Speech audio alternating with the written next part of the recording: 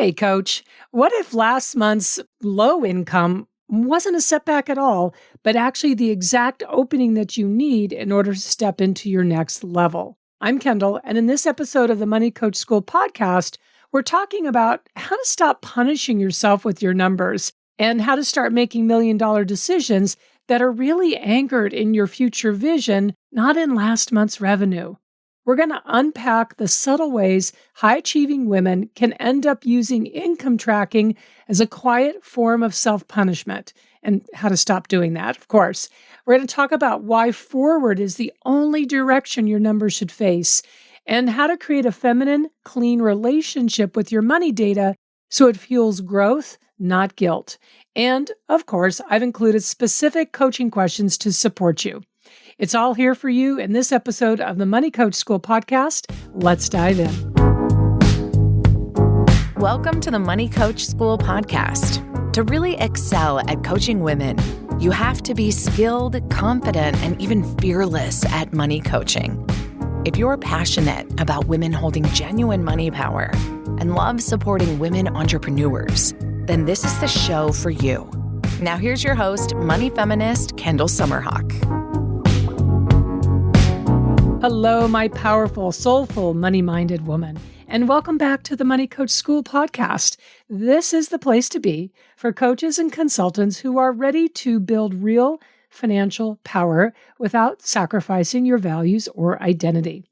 Now, today we're talking about a very specific habit that's costing women thousands, both emotionally and financially. And as we dive in, it may not sound positive at first, but stay with me because I promise it will end up being the breakthrough you've been looking for in your relationship with money in your business. The specific habit I'm talking about is punishing yourself with your numbers. And here's what that looks like. You look at a slow month and immediately question your offers. You have a launch that doesn't beat your last one and you spiral into shame. You compare this year to last year, and the conclusion is always, I'm behind, I should be farther along. Here's what it sounds like. I used to make more. I'm behind this month. That launch was way better than this one.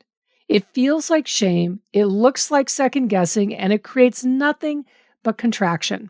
So if you've been shrinking your decisions to match last month's or last year's revenue, instead of expanding into what's next, this episode, it's your rewire. All right, so first is the hidden habit of what I call numbers self-punishment. So for so many high-achieving women, numbers become a form of internal disciplining.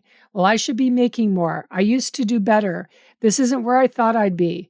Now, I hear this from women all of the time. So if this is you, I get you. Don't worry about it. You're in good company. We're going to do something about this here today in this episode. And even if you don't say those words out loud, the feeling is there.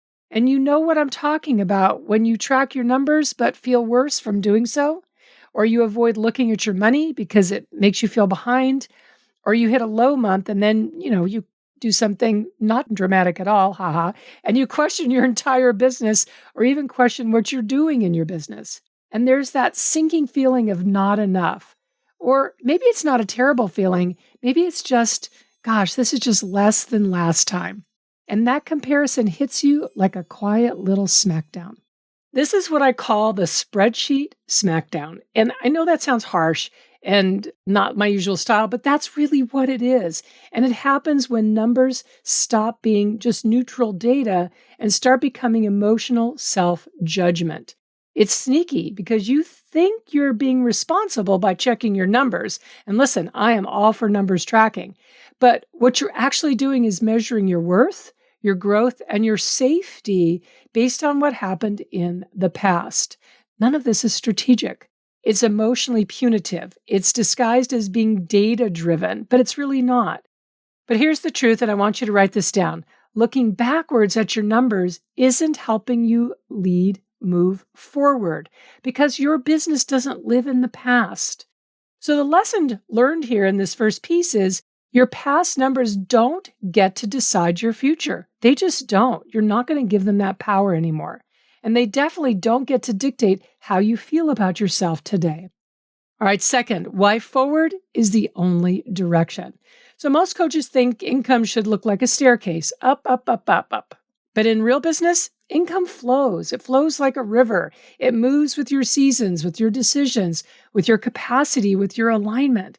And that's why anchoring or really rooting into what used to be will almost always make you feel like you're failing, even when you're in the middle of a powerful pivot. So here's the shift. You need to stop letting your past performance dictate your present confidence. And I know that isn't easy, but I'm going to give you some coaching questions here in just a moment that will help you. You need to let go of what was and start making million-dollar decisions based on where you are going.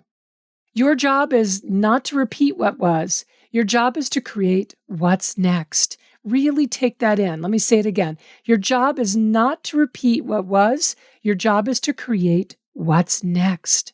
When you anchor into a number from the past, whether it's a 10K month or a 100K launch, whatever it is, you're making that the metric of safety instead of what actually creates growth, which is your next million-dollar decision. That's where your growth comes from. I've done a series of episodes on the million-dollar ecosystem, as I call it, and I would love it if you would check those out. We'll list them in the show notes here, but off the top of my head, it is episodes 74, which is about developing your million-dollar self-concept. Episode 77, why every coach needs a million-dollar goal, even if you're at ground zero.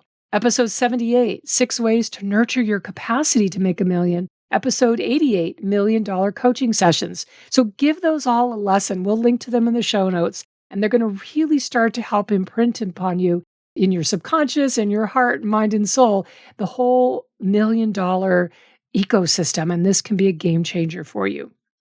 All right, so let's go back to why forward is the only direction. Your numbers are following you. They're not leading you. They're following you. When you decide from your current income, you stay at that level. You can't do that. When you decide from your identity and next vision, your million-dollar self, you expand. So let me say that again a little differently because it really matters.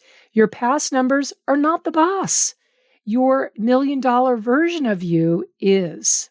So something I tell my Secret Energy of Money Mastermind clients frequently is that the money that you're making today is a reflection of the million-dollar decision that you made 60 days, 90 days ago. So for example, just this past week in one of our Secret Energy of Money Mastermind sessions, one of my clients reported that she's on her 5th month in a row of being in overflow. And what that means for her is there's money in her primary business account, more than enough to pay all her bills. Money is being added to her savings safety net account. Her debt is getting paid down, and she's not adding more to it. And 5 months in a row, she's experienced this. But I can tell you, it's from the million-dollar decision she made 7 and 8 months ago. And I know because I coached her.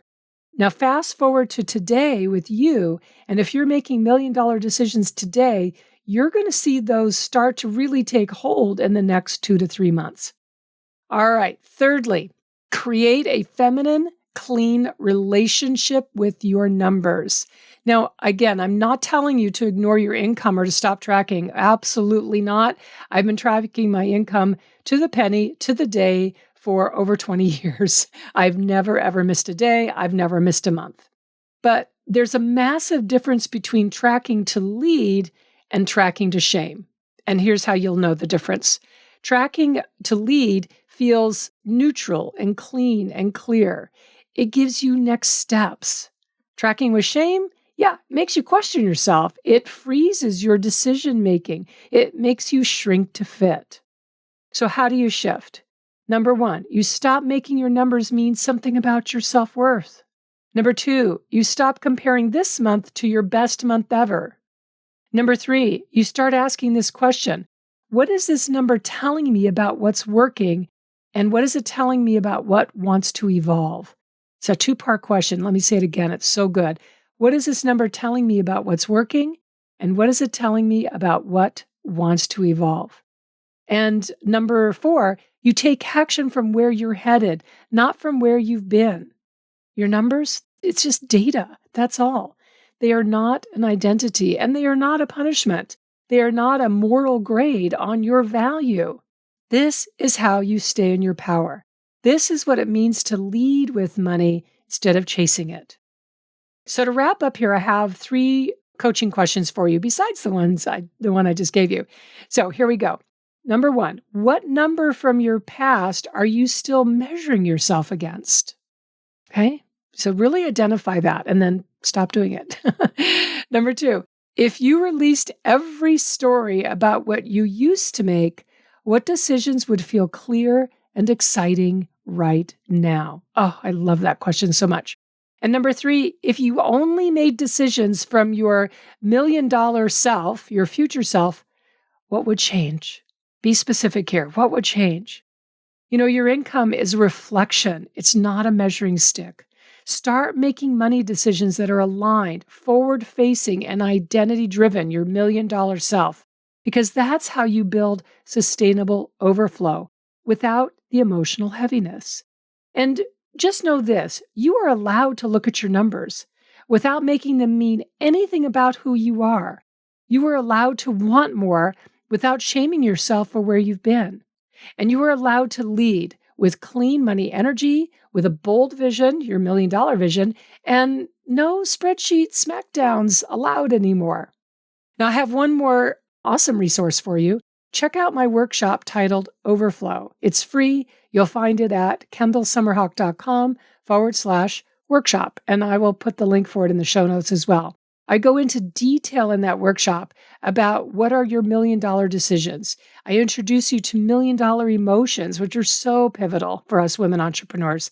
And I give you very specific ways that you can step into experiencing overflow in your business starting right now. So again, that's kendallsummerhawk.com/workshop. Go get that. It's available for you right now. All right, to close out here, remember, money coaching changes lives, starting with yours. All right, thank you so much, and I will see you in next week's episode. Thank you so much for tuning into this week's episode of the Money Coach School podcast. If you enjoyed this podcast, make sure you follow so you never miss an episode. Also, I would so love and appreciate if you would leave a 5-star review. Your review supports women just like you in discovering all of the juicy tips and insights I'm sharing here on how to coach women on money. And if you want to learn how to excel at coaching women on money, definitely go to kendallsummerhawk.com and check out the wealth of money coach trainings that we have for you. Thanks so much for being part of this money coaching movement and for tuning into the show every week.